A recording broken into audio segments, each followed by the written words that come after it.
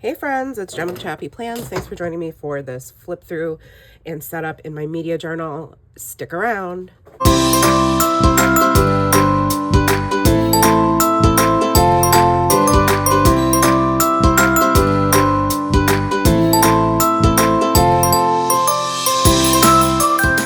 Hey everybody, I hope you're doing well. It's Jem with ChappyPlans. I have a sinus cold. If you've been following me on Instagram, you will already know that because I've been sharing over there. I actually have my super nutritious ramen waiting for me. I'm gonna try to film a little bit while I am feeling okay-ish. I normally wouldn't push myself like this, but we are going away on Monday to Disney, and so I want there to be content for you and I don't want to fall behind, so I'm going to try my best to get this out. So this video might be a little bit quicker than normal, and there might be more like to music and less voice because I don't feel good. So this is my like very DIY'd little book, media book for the rest of the year because I filled up my art journal of A5. So I finished September in here and I started October. So here's all of the media. I actually forgot to add this ending here. And then I just started another book. So here's my calendar that helps me keep track of everything. It was all audiobooks or shows, series. And then there was the movie that Nora and I went to see, the Taylor Swift special, which I actually forgot to put in here. Whoops, that's okay. Orphan Black. So yeah, not gonna do a ton of talking, like I said, so I apologize. But Orphan Black, I binged like the entire rest of the series this month. There's season 5. 4.5 stars, 4 stars for season 4, 3 stars for season 3, and 3.5 stars for season 2. So you could see that the last season was my favorite, and it doesn't matter that I can't really talk much about it anyway because I don't want to spoil anything. If anybody's watching it though, let me know. But I started this in September and I finished it now, and it was really good, very interesting, very dark. It's also sci-fi because it's about cloning. There's a lot of mystery, thriller, like familial drama, relationship drama. It literally had it all. So I would recommend it, but I think like in the middle there, the seasons 2 and 3 or 3 and 4 were like, they were good, but they kind of veered off a little bit from the main, I feel like, what the core of the show was about, and it got back to itself by season 4 and then season 5. So, yeah, so that's why I gave it 4.5 stars. Gilded Age, my husband and I watched together. 5 stars for season 2. What did I give it for season 3? I don't know. Oh, 5 stars. Yeah, I'm not surprised. I love a period drama for books. Historical fiction is my favorite, so I wasn't surprised that I loved these. The first season did take me a little bit to get into. I wonder, what did I give it? Is it in here? Nope, it's probably in here. I'm just curious to see. Sorry about the sniffles too. Yeah, 4, because the first season was a little bit slow for me and took me a little bit to get into, but then by season 2, by the end of season 1, I was like, yes. And then season 2 and season 3 were fantastic. And a lot of it was filmed near where I live, like literally like my friend's street. So super cool. I know people who were like extras in it and all kinds of stuff. Saw the whole downtown area being transformed, and it was just such a neat thing to witness. So 5 stars for both of those. Plus, you know, like, it's the creator of Downton Abbey, and that was one of my favorite shows of all time. So I figured I would. Okay, I thought my camera was recording, and now I'm really upset because my throat hurts.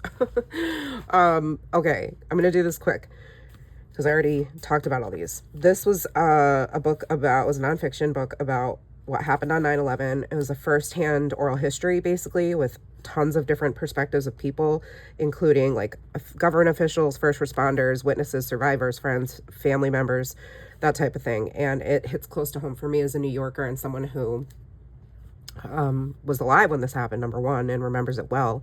I was in college. And also my mom, sorry, very tired, not feeling well. My mom worked for the state. Some of her coworkers were down in the Twin Towers this day. So it was incredibly well done. Lots of voices, which is why I didn't give it 5 stars, only because I think there were parts where I got a little confused with the tons of different cast members speaking. But yeah, it was an excellent, insightful, eye-opening read, even though I was pretty aware of all the things that were going on. I did a lot of reading about 9/11 after it happened because I was very curious about it. And actually, that's when I started to get really involved in like politics and just my curiosity about it and wanting to be like, I say involved, I mean like interested in wanting to self-educate more at the local level. So highly recommend. This was a great book. Might be better in print though. I don't know. It's a debate. Then I listened to this one. This was the first Alice Feeney book I've listened to or read. I didn't really care for it, to be honest, and it was highly recommended. So I don't know what's wrong with me, but I just couldn't get into it. The characters were not my favorite. The book got really weird. Like the premise was awesome because we have like a wife who disappears and then a husband who's the author and writes thrillers and whatever, and all that I could get down with. But then when he goes to this island and he's like experiencing all this weird crap, I was like, I don't know. I just couldn't. It was not my favorite, so I only gave it 2 stars. The Book of Lost Names was another historical fiction, World War II book, which is one of my favorite genres, and so I knew I was going to like it. I love the character, though. Eva, fell in love with her from the get-go, so knew I was going to like it. She helped a bunch of Jewish children escape into France safely, and she's just somebody who like loves what's right, justice, you know, equality, equity, those things. And so I knew I liked her. Strong female character, love that. And her commitment to helping these children escape safely, but also like to their identity, her commitment to their identity. So I highly recommend, if you're a historical fiction fan, this is a good one. This one was not. I mean, no, well, it wasn't terrible. It was okay. I gave it 3 stars. That's kind of my go-to for like a thriller. It was recommended to me. I didn't hate it. I didn't love it. I just don't know if I was super invested in like the main character who, he was trying to find out like, well, there are a couple characters, but there's this girl who's missing and it's one of the main character's girlfriends. And it's like his perspective trying to find her. And then I don't know. It was, I also didn't realize it was a young adult book. I think that may have changed things if I knew that from like the jump when I started it, but I didn't. So that probably would have changed things for me, but I don't know. I think I gave it a extra half star. Like it would have only been 2.5, but the ending was unexpected. The ending was pretty good, but I'd say it was an average.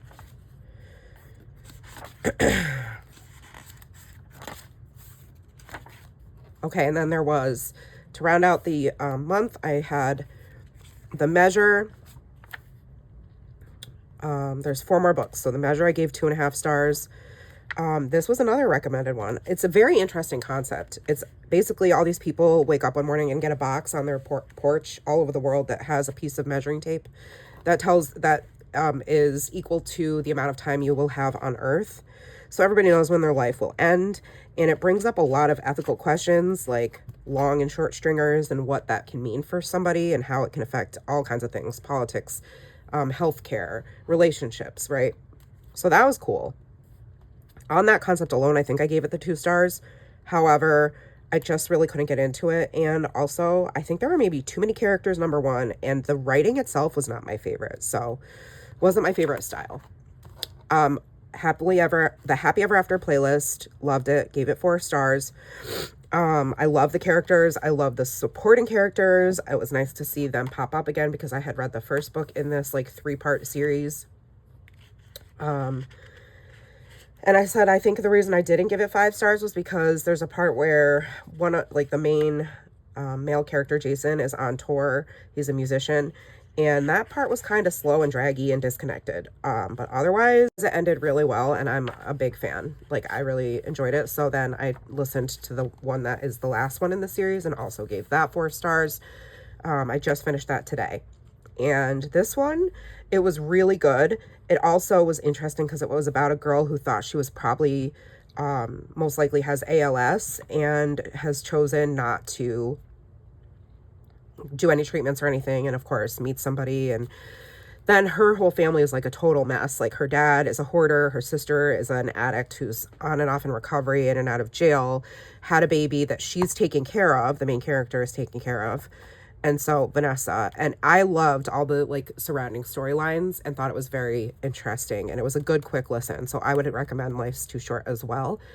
This one I gave 4.5 stars. This is going to be my favorite book this month, which is kind of interesting and may say a lot about my weirdness because it is a very different book. It's very dark. It's about somebody who, you know, is like this straight A student, award-winning athlete, like all around Mr. All-America, you know, Captain America. And he's got a family. His mom and dad are happily married. He's got a little sister. Their life is good. You know, dad has a good job. And then one day he is sentenced to 18 months in a juvenile sexual rehabilitation center for being a child pedophile. And there's a lot of deep questions in this book. It says it's a thriller. It says it's a mystery. It says it's psychological thriller. Really, though, I don't know if there's a genre for this. It's very interesting. It's a book where nobody really wins, which I think a lot of people, if they're like married to the idea of a happy ending, this book is not it. But I think a book can be excellently written and not have a happy ending. And that's almost harder to do, in my opinion. And there was a lot that it made me question and think about.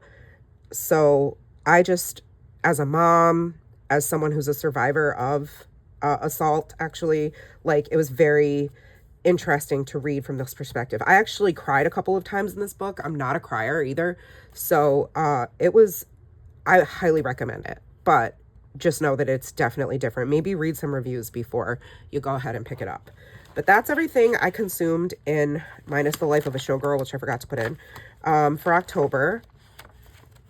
So I need to set up November, and I already drew in my calendar. I'm going to use all stamps this time.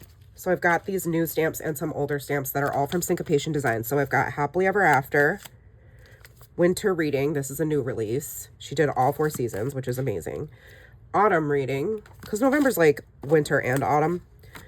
And I have this one that has all these bookshelves on it, my bookshelf. So I'm going to like do some stamping and probably do it to music because I'm getting breathless and I don't feel well and it's hard to stand, which is what I do when I'm doing a flip through. So probably going to just put some music on. I'm sorry. I know normally I do a voiceover and decorate the pages. I might pop in and out here and there with my voice, and then I'll come back at the end kind of. Maybe I will. I don't even know. It might just all be voiceover. All right, so let's speed up the camera and get decorating.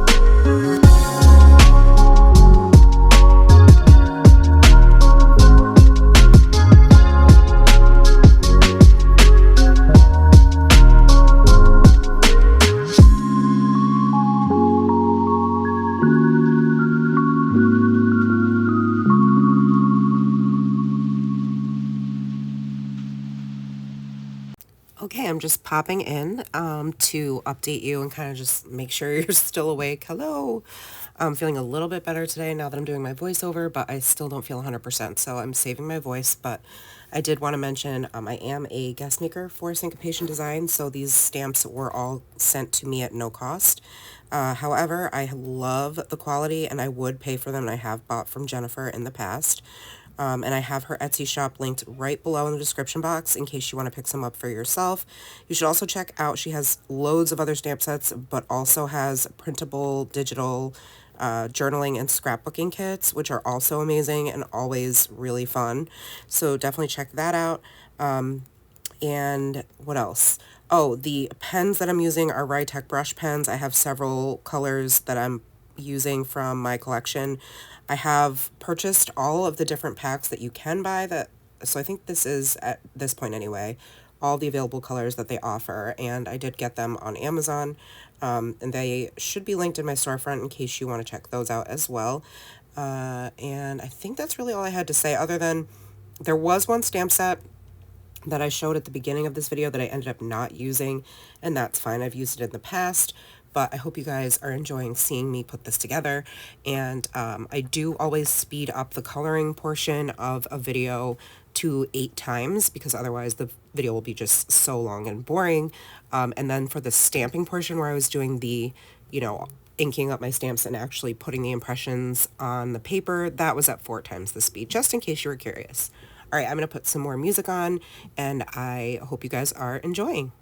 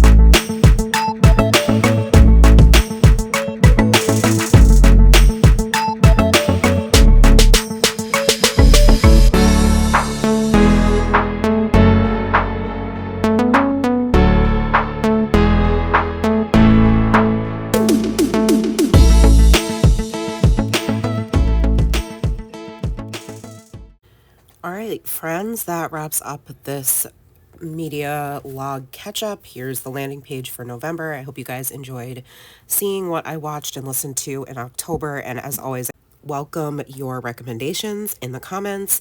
Feel free to follow me over on Instagram, and if you liked this video, give it a thumbs up and make sure you subscribe and hit the bell. That way you won't miss any of my content. And oh yeah, here I go, showing you the stamp sets I actually used. And I will see you guys in the next video. Take care of yourselves, friends. Stay healthy, and remember that you are enough. Love you guys. Bye.